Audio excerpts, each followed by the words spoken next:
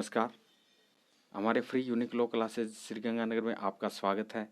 आज हम आईपीसी के सेक्शन 14 जो कि 14 और सेक्शन 21 दोनों को क्या है डिस्कस करेंगे।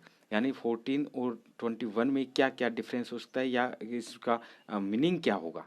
तो जो आईपीसी का सेक्शन 14 है, 14 ये कहता है सरकार का सेवक किसे कहा जाएगा। सरकार का सेवक या गवर्नमेंट सर्वेंट। गवर्नमेंट सर्वेंट का मतलब होता है कि जो सरकार के अधीन या सरकार के प्राधिकार के द्वारा किसी व्यक्ति को कार्य करने के लिए अपॉइंट किया जाता है या नियुक्त किया जाता है या किसी भी ऑफिसर शब्द का द्योतक है। यानी जो सेक्शन 14 है वो ये कहता है कि सरकार के अधीन या सरकार के प्राधिकार के द्वारा किसी भी व्यक्ति को सरकार के द्वारा नियोजित किया जाता है या उसको कार्य सौंपा जाता है तो वो क्या है सरकार का सेवक माना जाएगा, गवर्नमेंट सर्वेंट माना जाएगा। जबकि पब्लिक सर्वेंट है जो वो सेक्शन 21 में डिफाइन किया गया है। जो 21 में कहा गया है कि ऐसा कोई भी व्यक्ति जो सरकार से अपने कार्य के बदले पारिश्रमिक पाता हो, चाहे तो वो क्या है स्थानीय हो या केंद्र हो या प्रांत हो या राज्य हो या कोई निगम या संस्था में क्या है कार्य करता हो, तो अपने कार्य के बदले अगर कोई वेतन प्राप्त करता है तो उसको क्या है पब्लिक सर्वेंट या लोक सेवक कहा जाएगा। जबकि यहाँ जो सेक्शन 21 है, सेक्शन 21 में क्या 12 स्टेजेज दे रखे हैं। 12 स्टेजेज में क्या कहता है कि जो न्यायाधीश है वो भी पब्लिक सर्वेंट माना जाएगा। वहाँ पे तीनों सेनाओं का सैनिक है वो भी क्या है सैनिक पब्लिक सर्वेंट माना जाएगा। तो यहाँ पर ये देखना है कि पब्लिक सर्वेंट और जो गवर्नमेंट सर्वेंट है उसमें क्या डिफरेंस होगा। तो इसमें 12वीं जो स्टेज है, लास्ट जो स्टेज है, उसमें ये बताएगा कि जो व्यक्ति अपने कार्य के बदले सरकार से पारिश्रमिक पाता हो या वेतन या सैलरी जो रिसीव करता है या उसको कोई भी लोकल है, सेंटर है या फिर के कोई राज्य है या कोई निगम है जो कि अपॉइंट किया गया है और अपने कार्य के बदले अपना वेतन प्राप्त करता है तो उसको क्या है पब्लिक सर्वेंट माना जाएगा। तो ये इसमें यहाँ पे बताया गया है। तो अब ये डिफरेंस आता है कि पब्लिक सर्वेंट और गवर्नमेंट सर्वेंट में क्या डिफरेंस है।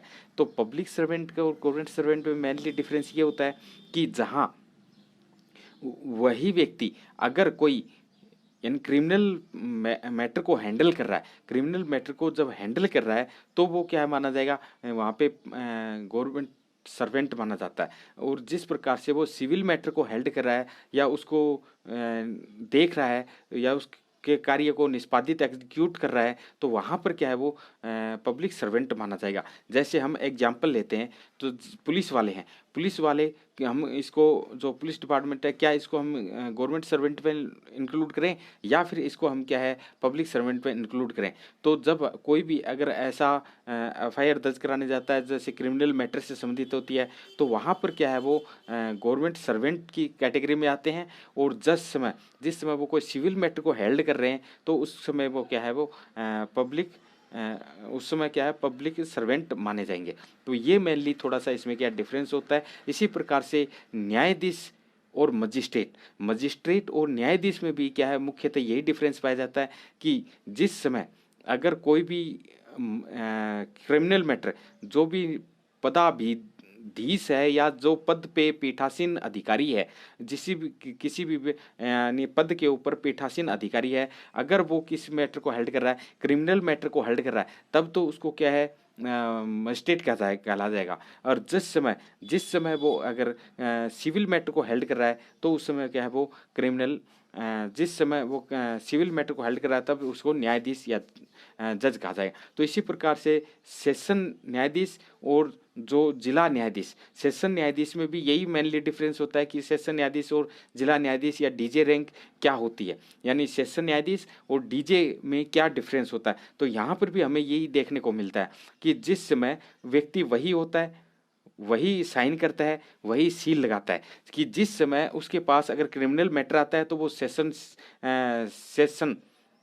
ऑफिसर की या और साइन साइन करेगा, सेशन अधिकारी की क्या है साइन लगा करेगा और सील लगाएगा। इसी समय समय अगर वो क्या कर रहा है, जिस समय अगर सिविल मैटर को हेल्ड कर रहा है तो वो क्या डीजे रैंक की क्या है मोहर लगाएगा, साइन करेगा, तब वो जिला न्यायाधीश कहलाएगा। और जब वो सेशन का की मोहर लगाता है तब वो क्या है सेशन न्यायाधीश कहलाएगा।